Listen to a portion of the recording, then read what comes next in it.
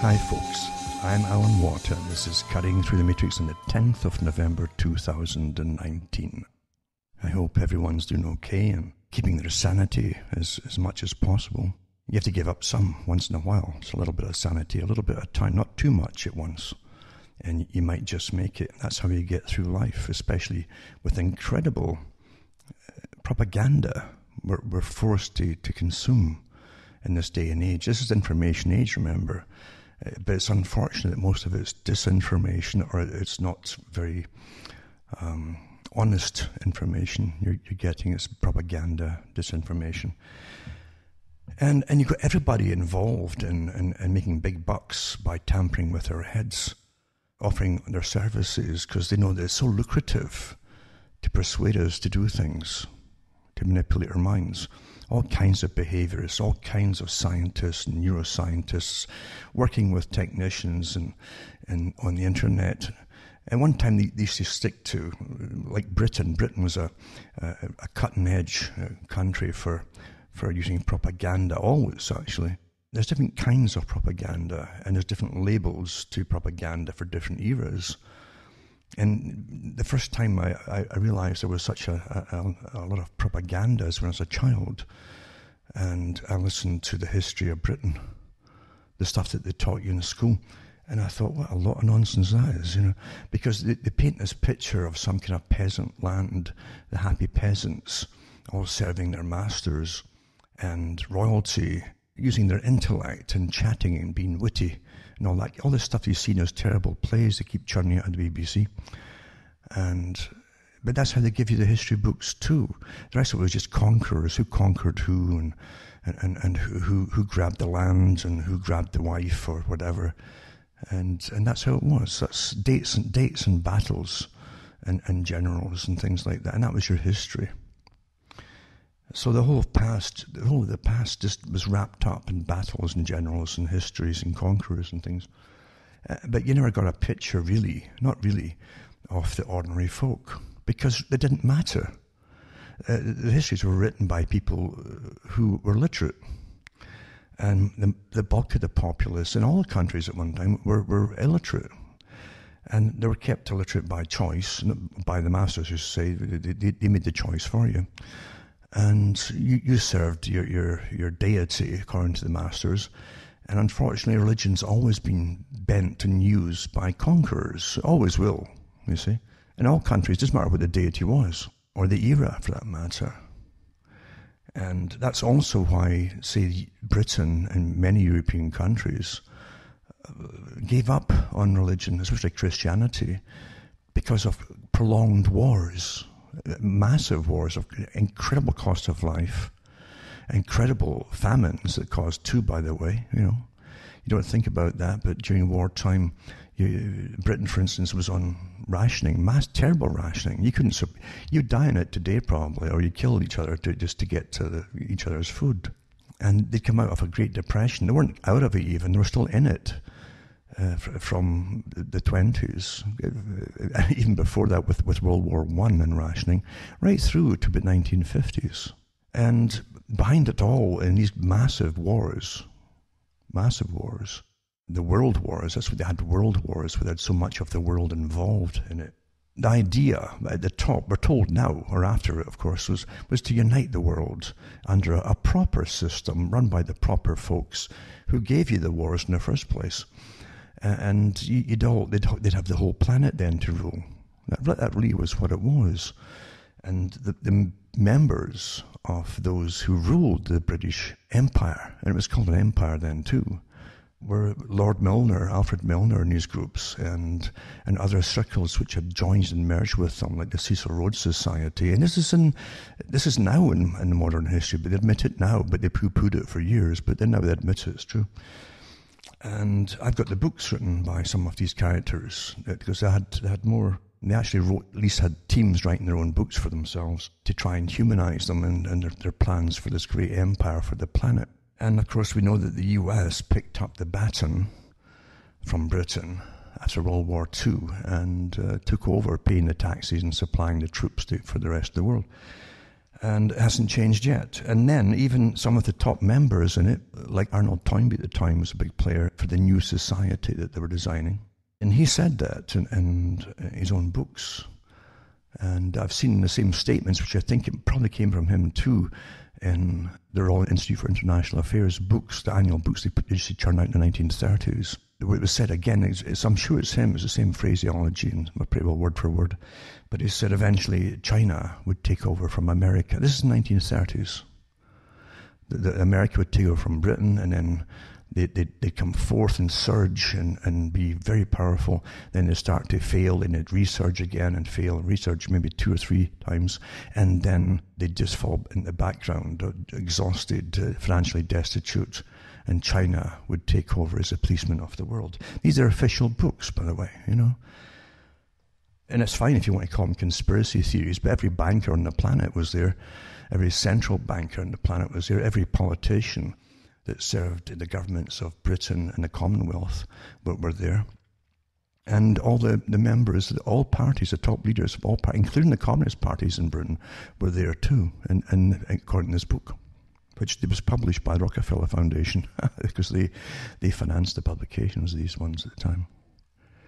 So you're often called conspiracy theorist, but literally I scratch my head sometimes, because it's boring to me to wake up and know that I was talking about what was coming, what we're living through today, 20, even 30 years ago, and watching it happen step by step exactly as it was planned to come out, all these different changes in society.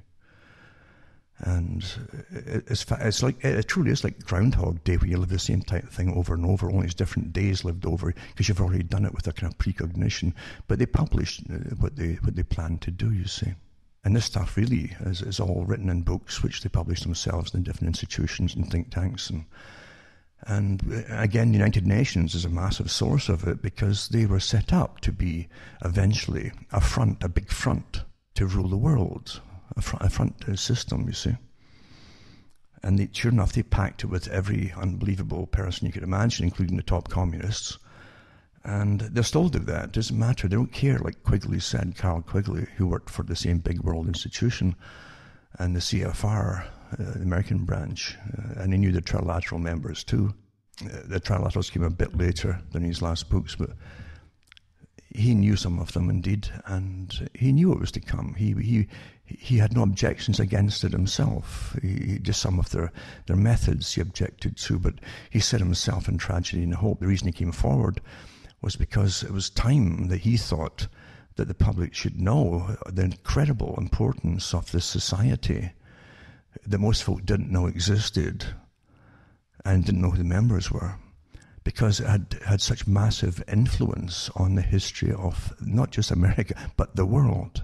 And that's a lot to pack into a one-liner type thing, but that's exactly how we put it across. So these organizations exist, they set up, the Alfred Milner Group, the Bank for International Settlements, a long time ago, in the 1920s, I think it was. And that would become the exchange rate controller, the manufacturer for the planet. And they'd decide who owed what to whom, and how much interest would be charged if you defaulted, etc., because you still have to pay it off. At least the peasantry would, the populace of the countries. And they also set up eventually a few banks under the League of Nations, and then with the United Nations, it morphed into they came out with the Organization for Economic Cooperation and Development, which is the OECD.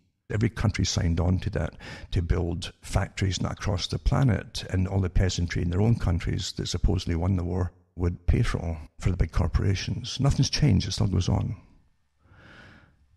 But so much is deception, so much of how we're ruled and our reality is ruled by, today is scientific deception, as I say, with all the professionals and the mind studies on us are in charge, convincing us to do things we shouldn't ought to do, perhaps, or accept things we shouldn't ought to accept, as Aldous Huxley said in his interview with Wallace. So we're living through it, and as I say, it's fascinating to see how it's either ignored or accepted, even in a calm way, in a superficial way, because most folk don't think too deeply about what they hear, unless it's a motive. If it's a motive, those who want to use you will give you terrible, scary scenarios and terrify you, and that will stick in your mind forever, especially if you're a child. It's cool. And if you see, if the first time you actually see an animal in the wild eating another animal in the wild, you'll never forget it. You'll never forget it. And you could make up any fairy story as in school, which is showing children this, and say man's caused this to happen, and they believe it. They will believe that. It goes together. It's imprinted in their brain, as they call it, imprints. So that's how the world is run by our masters, and they always create new armies of the revolutionaries. Revolution's a great idea if you're young. You know, if you're a teenager. And your hormones have kicked in, and you're angry about things, and things just don't make sense, and you have no patience with anything, and you've got to blame somebody, and you're given all the enough ammunition of who you blame, you see. And that'll do, especially when you think it's you who's doing it all. We're doing it, you see. My generation's doing it. Not like the song My Generation. They came out talking about my generation. Somebody with a terrible stammer sung it. And it was quite something to see. At the same time, you had Bob Dylan and his songs for revolution too, you see. The times they are a-changing. Telling the older folk, get out, get out. Don't stand in the way. For the times they are a-changing. And let us deal. Now, what did Bob Dylan ever create except a trail of mess behind himself in reality? What you're given are front people. You always have been given front people. But that was a deliberate act back then by professionals way above Dylan, who already owned the culture industry through movies and music and so on, and who planned to get this revolution going. It was to be a sexual revolution. And first they tried the basic rights for humankind type idea. It wasn't going so well, so they changed it quickly to the sexual revolution. And the sexual revolution was to break everything that used to be. The old standards of everything had to be thrown out the window. And under the guise of freeing everybody, and the state eventually taking care of the fallout of the sexual revolution, which is still continuing to this day. They deal with any problems. They would destroy the family unit. That was one of the main reasons for all. And they sung about it, and they got the young involved in it, and they gave them drugs, and they said, go to it. And like anybody at that age, everybody just flocked into it. It's like children who love candies. As I've said this before, that's why every store you'll see, every checkout counter is loaded with candies and within reach of children, you see. It's intentional on the way out. And when there's a queue, they know too, when there's a queue behind you and you're going to pay for your groceries or whatever it happens to be, the last thing you want is a scene and holding up the queue when that child wants that and that and that, you see. It's all psychology. Well, but you can't blame the children. It was meant to get them going like that, so they get the candy. And it's the same with sex. When your hormones kick in, you're not thinking straight. It can be a terrible period for a lot of people, because especially when the basic rules that used to make things just about work, you see, are tossed out the window by design, and you promote sex, you see. And then promote too, what they gave you were people who were falling off chairs in interviews on television, your new heroes, because they were drugged. And then people with Eton accents or London accents, because the BBC at one time promoted all this stuff. So here's your ruling class.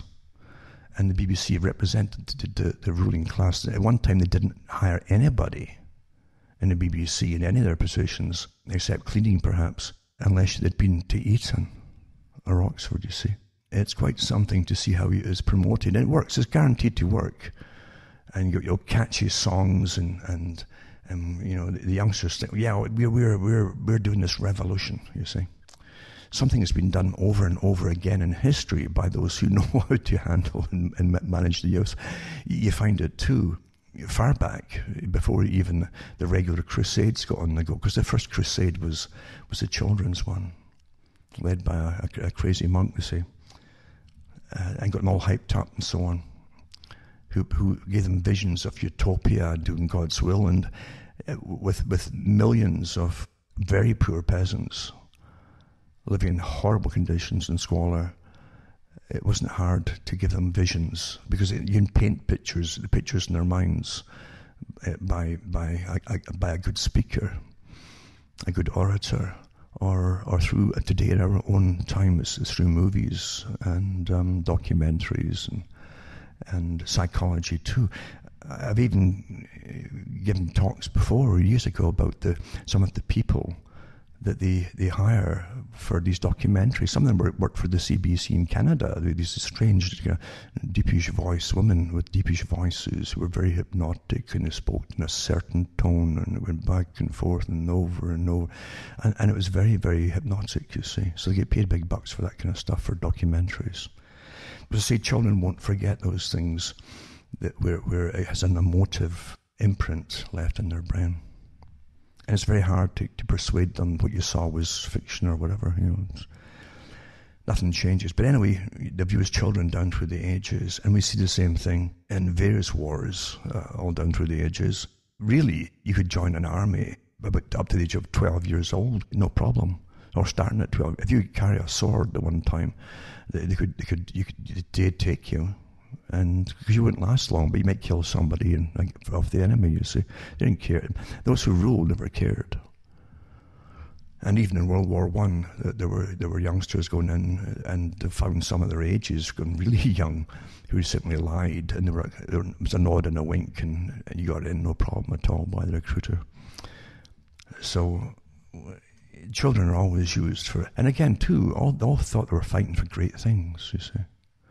And to get them into World War I as an example, and get this great war on the go, this great war, that's what they called it. It was to be the Great War.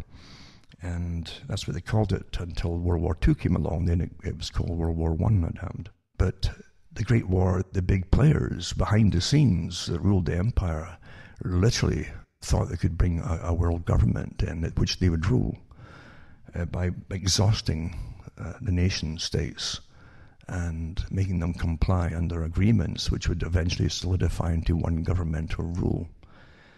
That didn't quite work, and H.G. Wells confirmed that, because he was all for it, and he said we need another war. And at the end of World War II, just before he died, he said that they still haven't given up their sovereignty, they're not weak enough, we need another one. So it would have taken as many as you could to get it to happen, you see. But children especially are very susceptible to almost a romanticized propaganda, because they have no wisdom yet. You haven't developed the wisdom yet. It takes a long time to get wisdom, and that's the sad thing about life. You often get enough wisdom towards the end when you're ready to kick the bucket, and that's it. Or if you do get it, then who's going to listen to you anyway? Because the dynamics of propaganda have been getting better and better and better, and constant actually. It's like 24 hours a day now in our day and age. So it's very difficult to compete against that. You'll see huge armies of NGOs, which are also paid for. Huge armies of them across the world now. And I've even got articles from the United Nations where they tell the youth that they should join these big NGOs because the adults are messing up the planet. This is from the United Nations. I have some links to it if I can find them. So they're not happenstance. They're not there because they're little revolutionaries. They think that if what they're fighting for is to save the planet. They've been so terrified in school, because school, and through UNESCO and so on, has a unified structure of propaganda for creating the next generation and the next generation and the next generation. That's what Julian Huxley talked about, one of his main purposes.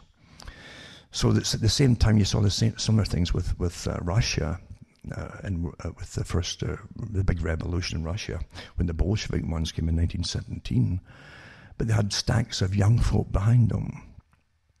Very easy to promise them everything until you use them, and then if you still get angry because you didn't get what you thought you'd wanted as a follower, young follower, the Bolsheviks then eliminated you, That's what Bezmenov talked about too. Once they've done their job, they won't stand anybody complaining. So humans are awfully good at being used. Awfully, awfully good at being used.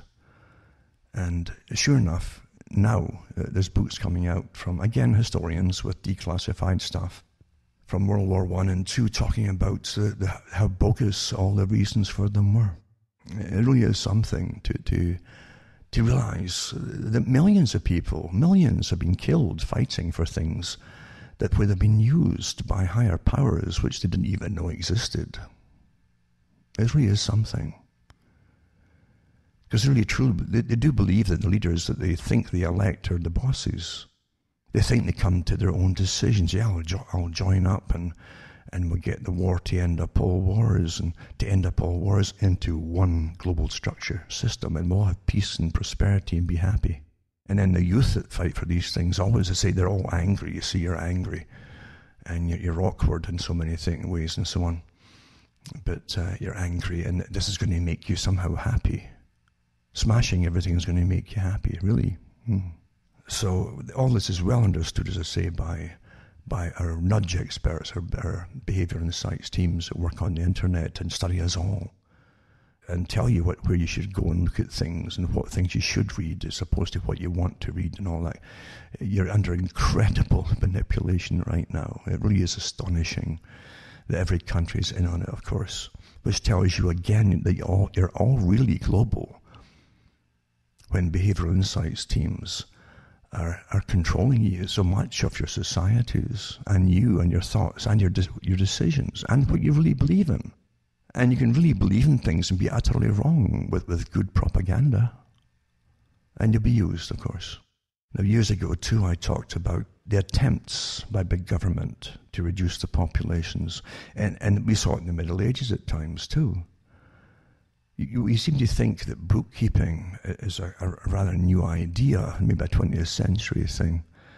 But you don't realize that the lords of manors, the word nobility, in different areas of, say, Britain, from the old feudal system, they had incredible inventories of farmland, arable farmland, population, expected children from recent marriages of the peasantry, which would add, of course, to the next crop of farmers and workers and all that. Incredible documentation. It really is astonishing. And at times, they would cause famines on purpose by taking more and more and more of the food away from the peasants that were serfs, remember, and leaving not enough to feed themselves and their livestock and so on. And it would reduce the population if they thought they were getting a bit uppity at times. And don't forget, the people really weren't given wages until after the first Great Plague that they had, which wiped so many people out. And then and a lot of them just ran off the land for the first time. And so many of the guards and so on and the armies that would go after these people, they were dead too. So that you start offering them money for the first time to come and work. And as soon as they started to breed up again, they tried to do the same, to get all the way again. This goes on and on and on with human nature, unfortunately. And it's kind of sad. I mean, I can look at animals and you'll sometimes see different animals competing for the same foods. I like animals, even if they're nasty to each other at times, because they're more direct, you see. And you'll see the chipmunks, for instance, getting attacked by the squirrels, that are kind of nasty characters as squirrels. They're bullies in their own little area. And I've seen, for instance, when there's birdseed there, when it falls down to the bottom of the pole, you'll see the little chipmunks run up to get it. But you'll see the squirrel just run out and chase them off. If any of the birds come on the ground too to get the fallen seed, you'll see the same thing. The squirrel will run at them. And they've got amazing coordination. Sometimes I've seen 2 squirrels at a time. Sometimes if it's a bunch of birds land, you'll see them all. They'll run like sheepdogs either side, trying to scare them off. They can work together when it suits them. And other times too, they're rather vicious to each other. But that's what squirrels are. That's what they do. But at least you know what they are and what they'll do. So animals are kind of more honest than we are. We have the problem in society of this thing called intellect. I used to worry, or not so worry, I used to study intellect and I'd study human nature. Because one problem I had at one time was how a lot of the people who seem to rule us, not just at the top, but lower down too, even in a working class system or even a factory type setting or whatever it happened to be, were psychopathic, but likable psychopaths, you see. And the likable psychopath generally gets people to do the work for them. They'll do it willingly. Because they can be charming, even the ones who have no education. That's what really struck me. The ones who had no or very little education still had those techniques. So I realized that there's a cunningness which is different from intellect. There's definitely a cunningness there, which is innate.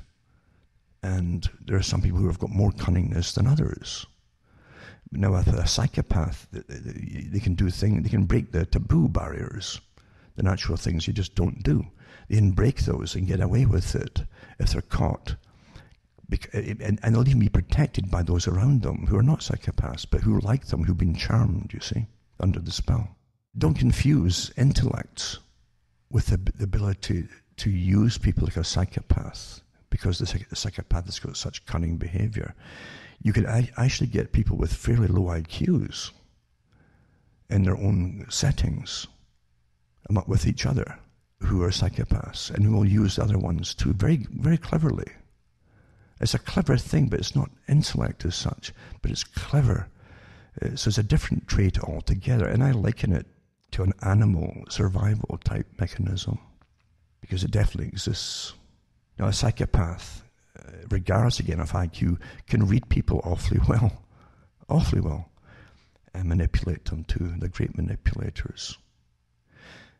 Now, psychopaths also can work together if you're getting big pay from masters above them. That's also a problem for humanity, because don't forget, instead of a Middle Age scenario, you'll see the old movies or children's series like Robin Hood or something. There's always the King's Men, and the King's Men really were people who they got paid better than any other, but they came from the peasant class or the serfs themselves, who were promised a little bit more of everything if they became eligible for the army to serve it. And they brought their own weapons, so to get their own weapons and so on generally. And they were sent overseas in the Middle Ages. Their pay really, most of their pay often came from plundering and pillaging. And they killed with impunity any conquered people, and they raped a lot as well. So they're highly undisciplined, and that was the way it was across the world for a long, long time. But they're quite willing to bash the heads or kill their own peasantry, their own fellow peasants, for a bigger pay. So they had psychopathic traits, you see. They're less bothered with guilt. They didn't have the same guilt problems and stuff. And they were mercenaries, in other words. They would go off to war and kill whatever enemy they were told to kill. And it didn't matter to them, it didn't know them, or it didn't even matter what propaganda they were given for killing them. But they go and do it anyway. They were basically lifelong, however long their life was, mercenaries. But they would definitely be classified, if you could possibly give them different tests, they'd show that they were psychopathic. But they were the same ones who would round up their own fellow citizens. They were the thugs that used by governments down through the ages to oppress the people in their own countries. But come about into the 1800s, when you had the empires on the go, you find, for instance, that when there was a bit more money going around, there was basic education starting to come in different areas in Britain. They had to start to show a different face to themselves and the world if they wanted to claim they had an empire, if it was beneficent to the people that conquered, basically. And it never went out to conquer, it also went out to help, you see. So that's how it's always said. You're going to give them education, you're going to give them civilization, and so on and so on and so on, as you plunder them. However, the military themselves, they had to become orderly, disciplined, and uniform in their standards. And in that way, too, you stop the plundering and hopefully the pillaging and the raping, too, perhaps. Because you had to put on a good face to the countries you're occupying. And it's been that way ever since then. Now, in the 20th century, it began to get a little bit better. because propaganda was better, and you get people to join up using basic, simple propaganda. H.G. Wells talked about it. He was a propagandist for the system because he wanted World War I with the Fabian Society. And he came up with propaganda ideas like the white feather and the cap. And he wrote articles in the big newspapers and said, you know, if dear lady, if your suitor or your fiance doesn't join up voluntarily, then please wear a feather in your hat to show him a coward so he'll join. And you wouldn't believe the dirty tricks they used. Again, at young people whose hormones are raging. And a guy wants his wife because his hormones are raging. And if he won't go off and fight for something, then make him shun him by the community, by the nation, and so on, until he's got a guilt complex. Nothing's low enough to get us to get killed for purposes you'll never figure out, because, as I say, it's only now they're telling you the reasons, some of the reasons, actually not all of them, but some of the reasons why these big wars were started. 2 world wars came, as I say. And at each time, you went off to fight for your country, to preserve it, supposedly, from being conquered, and to preserve your culture and your way of life. And they used the same tactics to bring on World War II. And then after that, you had the Cold War. And lots of guys, after World War II, signed up, the next generation signed up to fight in different areas and police Europe and so on against the Soviet threat, which was definitely an empire, the Soviet system. For communism, and everybody believed in it. So there was a good cause, as I say. That was give you good causes to save yourself, to save those at home, to save your families, and so on. Meanwhile, of course, the intention was completely to change the world by using this conflict, this dialectic. And today there are so many ex-servicemen who are so ticked off and furious, actually, realizing that everything they fought for in World War I, World War II, and the wars in between afterwards too, plus the Cold War, were all completely in vain or manufactured, because nothing happens unless those at the top permit it to happen or order it to happen. And it's obviously the intention was to basically destroy the cultures at home and completely eradicate them, in fact, and kiss off any good that was done. Even in World War II, the treaties were the excuse that Winston Churchill used to get the people into war. And they had them with Czechoslovakia and Poland. And lo and behold, the excuse was when Poland was invaded, they'd go to save Poland. And meanwhile, they got a world war going, mind you. And at the treaty, Yalta Treaty, Churchill and Roosevelt gave away Poland to the Soviet system before the war was finished. Isn't that amazing, eh? So we're lied to, and as Carl Quigley said, all sides change after a war. That which you're fighting to save will often become what you are after the war. And even if you're abused, you become the abuser, same kind of thing. You find that you're fighting communism, for instance, and meanwhile at home, your universities were allowed and actually were promoting communism or Marxism. It's obvious, isn't it? So everybody was had by a system owned by those at the top who have a completely different worldview and agenda than those who do all the terrible fighting and dying. But in the Middle Ages, without really professional or advanced psychological propaganda, the soldiers, as I've said, were the more psychopathic or base mercenary type. During the plague's time, too, they would simply round up the people, burn their homes down, and make a barrier line so that if the peasants tried to get into the castles, they'd all be shot by the archers and things. So it wasn't much of a life for ordinary folk. Your life definitely was not to the same level of worth as those who ruled over you. That's how it was seen. And that was accepted as normal. Now, here's the bad news, in a sense. You see, it hasn't changed. That whole mentality hasn't changed. And deception, as opposed to the straightforward animal, I want your seed, I'm going to get it, and they'd run at them, and bite them or whatever. humans are much better at it. The psychopathic humans are awfully good at it. And the higher lots of people who do have intellect as well, and who'll write good propaganda. They also have the ones lower down the totem poles who write the lesser propaganda, but they'll still do it for a paycheck. And we're brainwashed into going along with different parts of this agenda, because it's a never-ending story to get to where they want to go. We're the super elite, and this is true with eugenics. They were all obsessed with eugenics, the super elite, right up to Charles Darwin, who gave them the ammunition, which they jumped on, to put it into writing as why they had the natural right to rule over the lessers, you see. And that has never gone away. And Julian Huxley, for instance, kept it going after World War II, when eugenics had got a bad name with the camps and all the rest of it. But here we are living through the revival of it all again, because the first thing that Hitler did was, because he looked at America and Britain, who'd published books for the last about 20 years before, at least publishing it for but at least 20 years before, maybe even longer, about the need to sterilize the unfit and things like that. And they also tossed about the idea of simply euthanizing them. Well, he got control of a country and put it to the test, and he brought his different hygiene policies, and where they went round to hospitals and started killing the unfit. That's how it started. Now, he was lambasted, and folk were horrified at that kind of thing too. And never mind the fact that the people who ruled Britain were all for it themselves, but the public wouldn't allow it at the time. And so all you do is wait about another 50 to 60 to 70 years and reintroduce the ideas again. And now, of course, they're doing it in hospitals.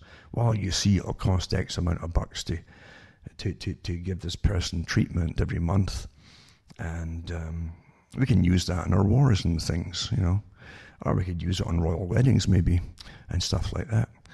Or even for the security for royal weddings, which is very expensive.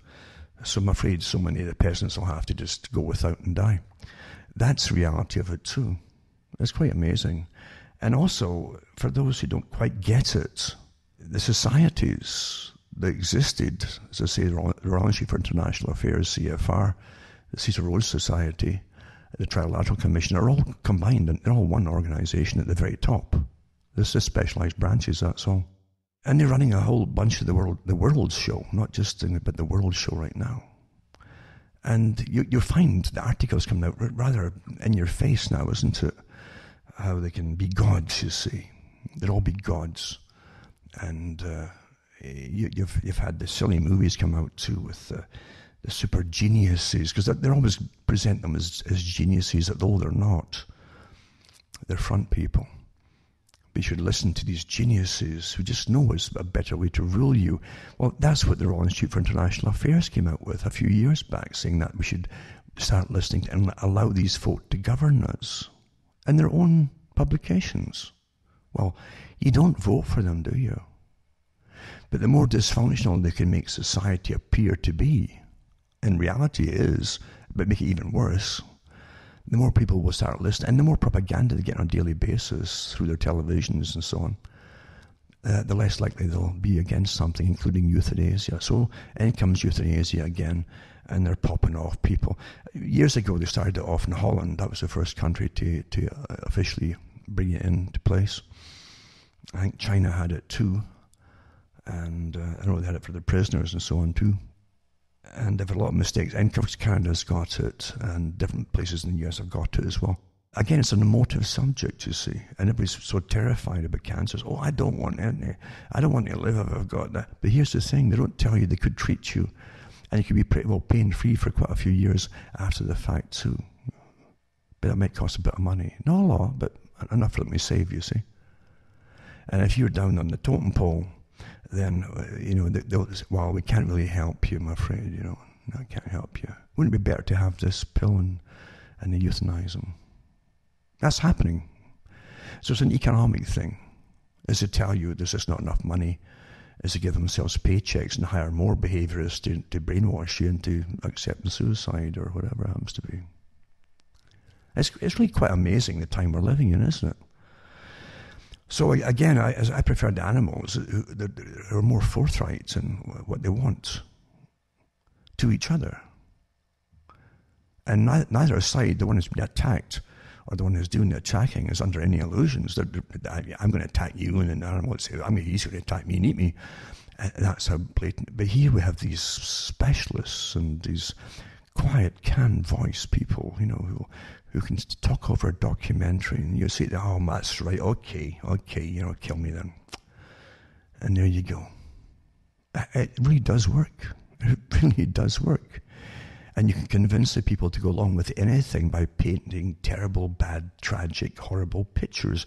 And of course, that is what the whole climate thing is about, folks. Climate's always changed. Years and years ago, I said that, before all the real heavy hullabaloo started, I said that we've had supposedly so many ice ages, and then you have these thousands of years between where you start melting it all until you end up getting a massive ice age in again.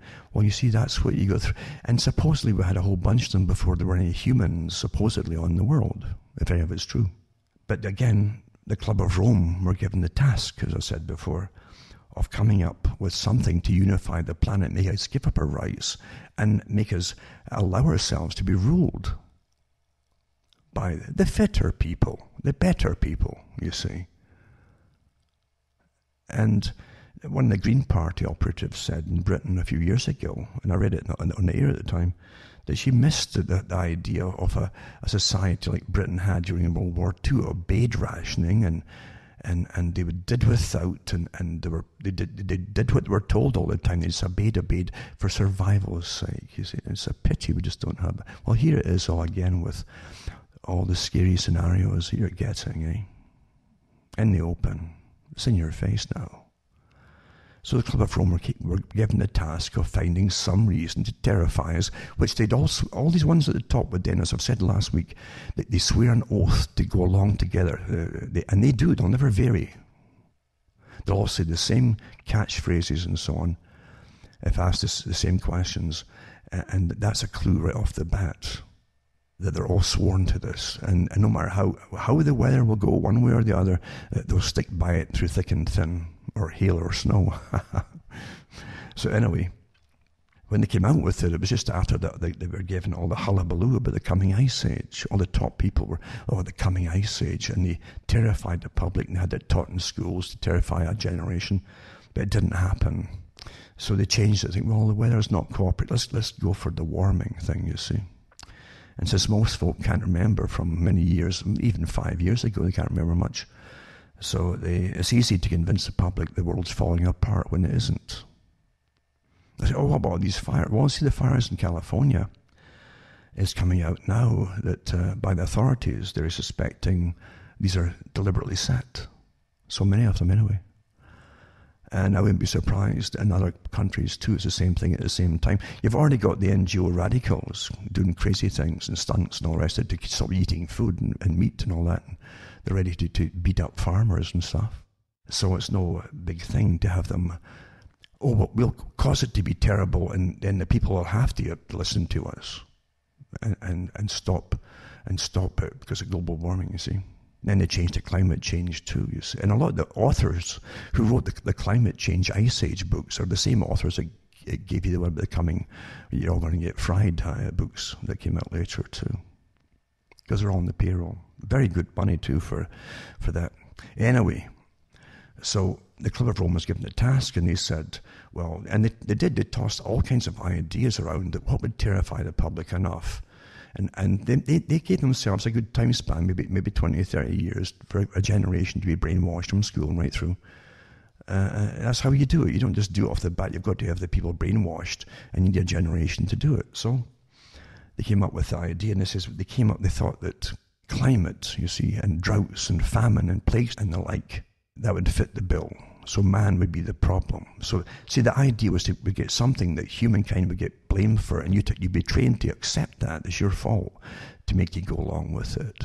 So that would fit the bill. That's what they said, that would fit the bill. Well, they've sworn to that with IPCC, and they'll never change.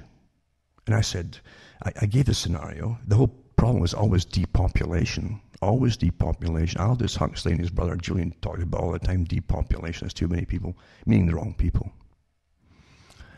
And all the others too are sworn. Even the Duke of Edinburgh, with all these great reservations for animals and across different parts of the world, they're all the best farmland, even in Africa. The folk can't go in and use it. There's reasons behind everything, but but the cunning folk of the world run it, you see. And the Duke of Edinburgh isn't a particularly bright fella, or his offspring for that matter, but they're cunning enough. And definitely the Duke had that bit of a psychopathic trait about him. He didn't care what he said. He'd say what he wanted, and he'd laugh about it. He didn't care. Didn't have to care, did he? Who's going to fire him? So you're living through an amazing plan. And they've tried different things in the past. They've used wars to get to this stage. They've used globalization, and genetic modification of your foods. So it's all under a few corporations that own the world's food supply now. Beautiful, eh? Well, that's a war strategy, isn't it? For a war strategy on a nation, or see a whole bunch of nations, now it's a global society, right? You must control the foods, get the food supply under your belt. That's it, own that. You've got to have the ability to reduce that food supply to bring folk to their knees when you want to. You've got to get the water supply, and we'll see that happening too. You'll see it happening. Even one of the James Bond movies was about that, wasn't it? Philanthropy, just taking over the water supply of the world under good causes and conservation.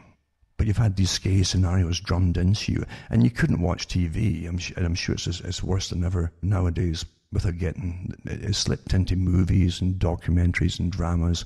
All your PC updates come from television and drama and fiction and so on. And of course the school. Anyway, I want to mention too that one of the meetings that they had, I think the United Nations had, about the global warming, and the climate debate. One of the ones they had, it slipped out, and it was in Utah, I think in August, that they had to really get a new, deeper indoctrination put through the school systems universally. When they mean the world, it's already there, but they mean the next phase of it too.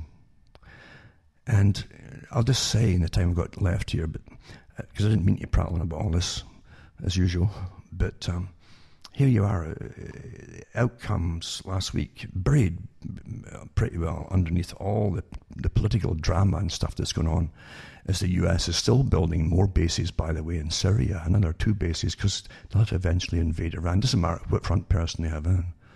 We know that, don't we? But the rest of it's all just drama at the moment.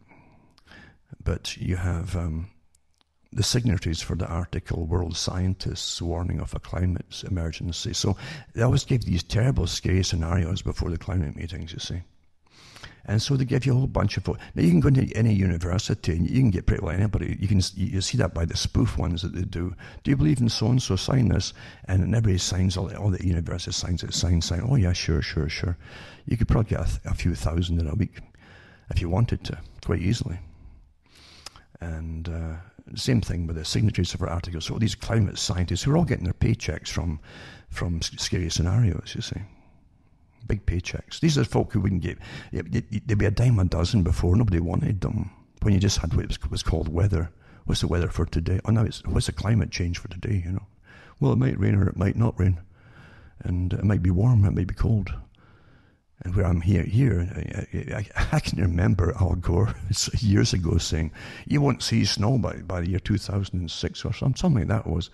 And of course, nothing stopped, and more snow than ever.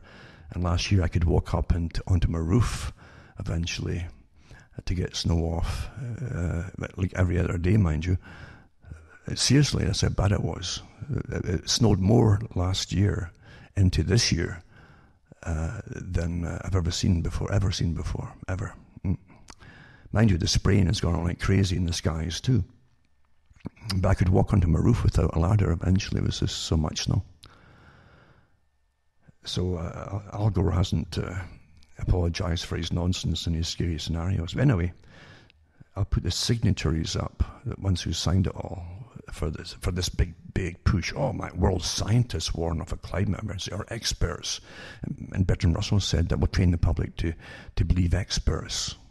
Doesn't mean that they're true. Just write this down, have them say this. I'm an expert, blah blah, and the public obey. And people do. They really believe in that. They won't believe their own common sense anymore, or their own outcomes on any problem. They'll believe an expert though.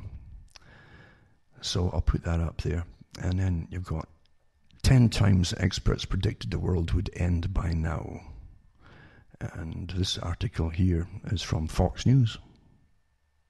March 19th. I've got the date now and year in it. But anyway, it's got some scientists agree the world will get warmer, but there's no cliff edge. And it says millennials and people, Generation Z. By the way, that's how they coded them for every generation who get propagandized. You see, every 25 to 30 year is a generation. They never used to have that when I grew up, what you were. But then you get the Ys, and then the Zs, and then millennials, and so on. And it says the world is going to end in 12 years if we don't address climate change. And that was Ocasio-Cortez said in January. But similar past predictions, even by the most prestigious experts, have failed to pan out here. 10 of the biggest doomsday prediction failures. And I can remember, too, before I started, that Prince Charles came out with that years ago, same thing. Oh, but he put it in days, like so many hundreds of days, But it says here, in 1989, the Associated Press released a warning from the United Nations official. A senior UN environmental official says entire nations could be wiped off the face of the earth by rising sea levels if the global warming trend is not reversed by the year 2000. My God. And the official was Noel Brown, director of the New York office of the UN Environment Program, who added shifting climate patterns would bring back 1930s Dust Bowl conditions to Canadian and US wheatlands. Instead, US and global farm production rose, and more than 1 billion people worldwide rose out of extreme poverty due to economic growth. And then no nations were wiped off the face of the earth as of 2019. However, those worried about warming caution that the United Nations official predictions was nuanced. He's not saying that entire nations are going to be wiped off the face of the earth by the year 2000. Joe Romm, a senior fellow at American Progress, told Fox News. He's saying that if we don't dramatically reverse emissions by the year 2000, then we're not going to be able to avoid future flooding, Romm said. It says it now seems inevitable that a number of island nations will be wiped off the face of the earth because we didn't act in time, he says. Now, I know some, like the Maldives, it's a little collection of small islands in the Pacific, and they got a population of just over 400,000. But the highest point in the country, right, and these islands really is 7.9 feet above the sea level. I mean, a good wave would kind of put you off, wouldn't it? It says with much of the islands being below 3 feet high, that is off the sea. So these were all volcanic ones, and volcanoes push them up, and then start to, over hundreds of years, or even faster sometimes, they'll start dropping back into the ocean. So it's not climate change; it's natural. It's a natural cycle. Anyway, it says in 1967, a best-selling book came out called Famine 1975: America's Decision: Who Will Survive? Predicted mass starvation around the developing world due to increasing population, and today's crisis can move in only one direction, towards catastrophe, it said. It says, all serious students of the plight of the underdeveloped nations agree that famine is inevitable. Caltech biology professor Peter Boner wrote in 1967 review of the book in the prestigious journal Science. The exact opposite of the book's prediction happened. Famine deaths plunged dramatically as farming technology improved.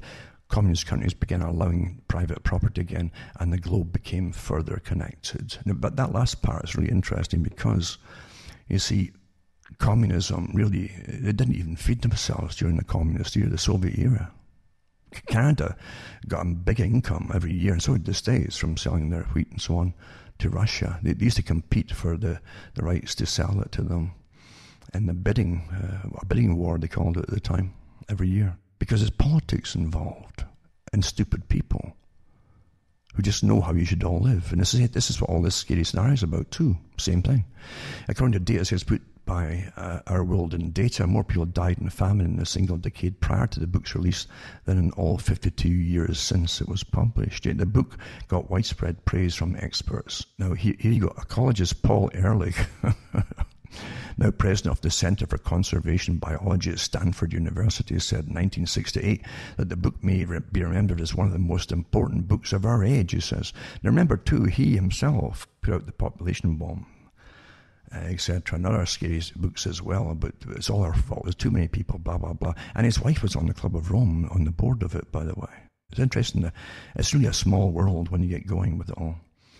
Anyway, there's also global cooling was once a worry to many, such as University of California's Davis professor Kenneth Watt, who warned that present trends would make the world 11 degrees colder in the year 2000, but twice that what it would take to put us into an ice age.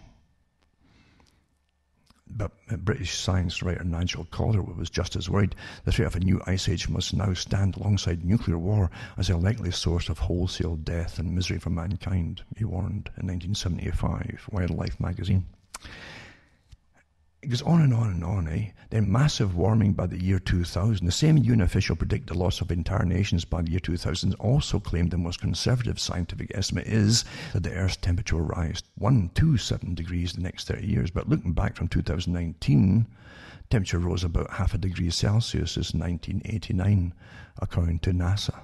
And so on and so on and so on. Al Gore says that 10 years are left in 2006. That's what it was, 10 years. There's been no snow or anything. We'll be baked. In 2006, we're promoting his movie, An Inconvenient Spoof. Truth. Al Gore said that humanity has only 10 years left before the world would reach a point of no return. Gore's movie also featured animations of water inundating Manhattan and Florida. Yet critics point out that just a few years later, he bought an $8 million beachfront property near Los Angeles. I wish the climate catastrophists practice what they preach and sold me their beachfront property at a steep discount, Alex Epstein, author of The Moral Case for Fossil Fuels, told Fox News.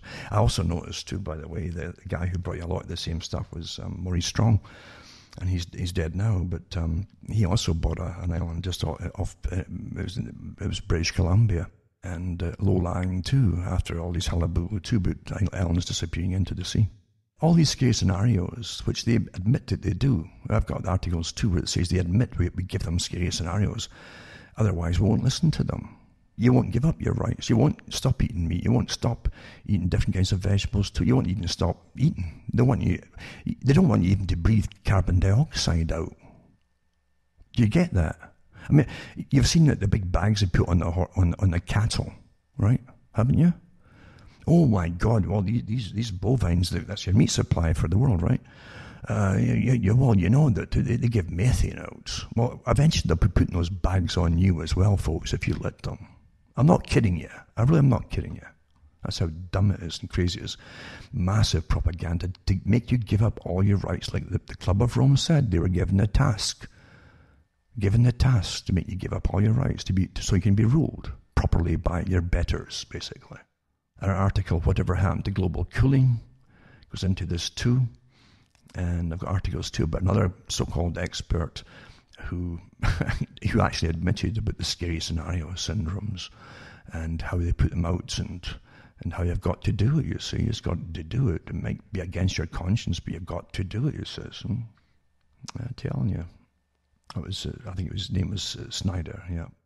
He co-authored a 1971 article in the journal Science about atmospheric aerosols, floating particles of sawdust, volcanic ash, and human-made pollutants, and suggested that industrial aerosols could block sunlight and reduce global temperatures enough to overcome the effects of greenhouse gases, possibly triggering an ice age.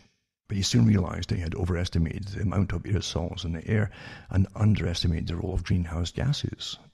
So he's one of the main, he's been right all along, he was one of the main proponents for us all giving up all our rights to be managed, etc. Of course, he would benefit awfully well with big fat salaries. And he said that to the rest of them. Sometimes they have to juggle with their conscience, the scientists, if they're not quite sure about, to make the folk listen and go along with it. And then I've got another one too. Agriculture must change fundamentally. The industry is contributing up to 37% of global greenhouse gas emissions. Here's your food supply, folks. This is depopulation. This is what the whole thing the climate scientists said. There's too many people. And what they said was what the eugenicists have been saying for the last 70 or 80 years, maybe longer actually. There's too many of you. I hope you're starting to get it here. And they've got these radicalized youngsters like armies across the world now. And the UN's promoting every speech they give at schools across the world. They've got to really terrify the children so they'll be good little advocates of this agenda to save us all. What you're seeing is the same techniques they use for a communist revolution, only on a much, much bigger scale, and using your tax money to do it all. But your elites want it, you see. Believe you me, if this was happening outside of the big power structure, the true elite wouldn't allow it to happen. You'd never see a light of day in any newspaper. The elite want this. The same folk who gave you the mass migrations, that gave you the wars, and all the rest of it. Also here, I've got this article here. I've got some PDFs I'll put up as well. And one is what Snyder said, actually. They actually printed it in the Detroit News editorial, 22 November 1989. On the one hand, as scientists, we're ethically bound to the scientific method. On the other hand, we're not just scientists, but human beings as well. To avert the risk of potential disastrous climate change, we need to get some broad-based support to capture the public imagination. That, of course, means getting loads of media coverage, so we have to offer up some scary scenarios, make simplified dramatic statements, and little mention of any doubts one might have. Each of us has to decide what the right balance is between being effective and being honest. He was the author of the book Global Warming, from the Sierra Club, by the way, that again Prince Philip was the head of Sierra Club too. An interview in Discover magazine, 1989. I've given the speeches by Philip before, who cut to the chase, but behind all the environmental so on and preservation stuff was always depopulation of too many humans. Anyway, this Snyder eventually tried to say that they cut out parts of his interview, etc. Long after the fact, mind you, but what else can you say? He's getting well paid to terrify the public. And also, Monsanto wins $7.7 billion lawsuit in Brazil, but farmers fight to stop it. Its immoral royalty system will continue. Interesting how they, again, a monopolization of food. And even the seed. You're not allowed to keep the seed if it's there. They've sold the company off because it got such a bad name, but it's the same group who really manage it all under Bayer. There's no doubt about it. This is how this changing, pretending they're selling things and changing is a typical system and big commerce at the top. They do the same with bankruptcies in some companies. They close down their big chains of stores, but they've got other ones on the sidelines here, and they write it off as taxes. Everything's always the same, folks. So I'll put up these things on. There's never enough time to do all this stuff in any big. It doesn't really matter anyway, actually, because as I say, the time is long gone. For just stopping. You guys stop things and nip it in the bud right off the bat when things happen. And folk don't have the time. And the time they do have, they're exhausted, and they'll rather watch a TV and a drama or a fiction and get brainwashed that way, just as effective, maybe more effectively, than look at anything serious. That's the truth of it, isn't it? So in the age of mass persuasion, you have mass communication by television and every other source too, all on board with the same agenda, folk. You don't have much of a chance. And your school children are brainwashed as soon as they walk through that door into a whole bunch of things that are kind of crazy these days, aren't they? Come on, let's be honest here. But I'll put all these links up for you to have a good look at. I'll put up the Monsanto wins the $7.7 billion lawsuit in Brazil. Well, all you do is pay off the politicians, and the lawyers, and the judges. Just the judges will do. But farmers fight to stop its immoral royalty system will continue. It says Monsanto owns everything. Because it's a sign of growing uneasiness for the control of Monsanto has over farmers. Look what they've done. I mean, everything you're eating now is modified stuff. They took the natural grains from every country and put into special arks where they preserve them all for the elite to live down the road when we're all dead and gone through starvation and so on, as they take away the natural food supply. And then their protein supply, forget it, folks, forget it. And then you get folk off of the energy that gave them health. Don't you forget, everything you eat is energy. Food is energy. Electricity is energy. Coal is energy. During the times of coal, the populations rose dramatically, and health, because it gave you plenty, and electricity and other things too, and heat, for especially in the colder climates, rather important. You get some heat. If you don't get the heat or enough heat too, you get children who right off the bat have tremendous problems with their lungs and infections and so on, and they're never ever totally healthy, and a lot of them die young. This is all intentional, folks. Take away your food supply and start reducing it and reducing it and reducing it. And then you take away your remember years ago I gave the talks on the brownouts. They were actually practicing brownouts, electrical brownouts in parts of Europe and Holland. And it was to come to North America too. And then eventually you'll have a schedule of when they're going to cut off your power supply for so many hours per week and per day and so on. You can be trained into all this stuff under a crisis war situation, like the Green Party's the woman said in Britain, a politician. They can train you. Just terrify you enough, and you'll give it all up. So take away your energy of food, the energy of heat, or air conditioning in the hotter climates, by the way, and folks start dying.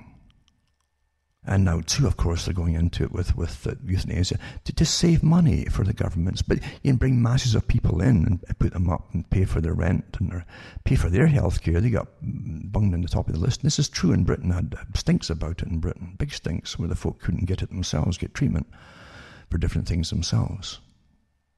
Tony Blair, big scandals came out during his time, where he said that the recent migrants were just even the ones who had no entrance papers would get top priority treatment at hospitals. But the folk waiting in the hospitals in Britain, or waiting to get any hospital, even for cancer, couldn't get in. I read articles from the newspapers at the time. As I say, getting back to the animals, they're honest, they're more honest. If an animal's going to go for you and try and eat you, you're going to get the message very quickly. But with humans, they can persuade you to give up. Persuasion, right? Give up. The art of psychological warfare is to try to conquer the enemy without firing a shot. And we've gone through the biggest war of all right now. For everything that is near and dear to any natural human being. And most folk are unaware. During their stampede, you always stampede the people when you want massive change, and then you direct the direction of the stampede. But going through the stampede, and that they don't know this has even been done to them. They think it's all real. Oh, well, what can you do? Better just do what they want. Sad but true. Anyway, folks, remember you can help donate to me, hopefully. I keep forgetting, and buy the books and disc at cuttingthroughmatrix.com, but donate, and go into my website too for the archives, and you'll find lots to bolster what I'm saying here. And it's not made up stuff. I use the facts as it's published and printed and so on. And remember, too, as I say, that my official sites, you'll find them all at cuttingthroughthematrix.com.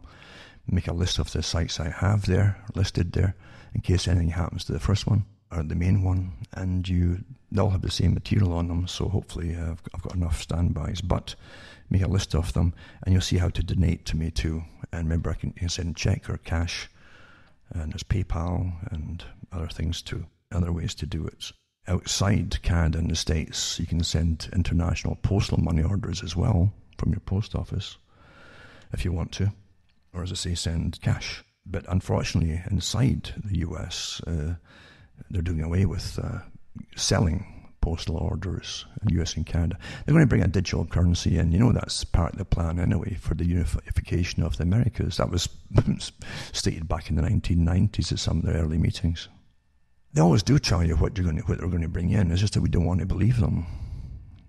Then by the time it happens, folk have been brainwashed into acceptance by minute bits and bytes for years till it all seems quite natural.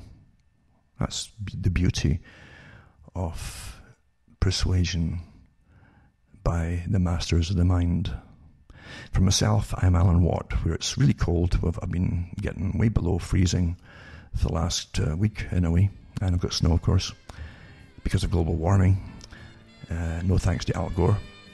It's a good night from me in Ontario, Canada, and may your God or your gods go with you.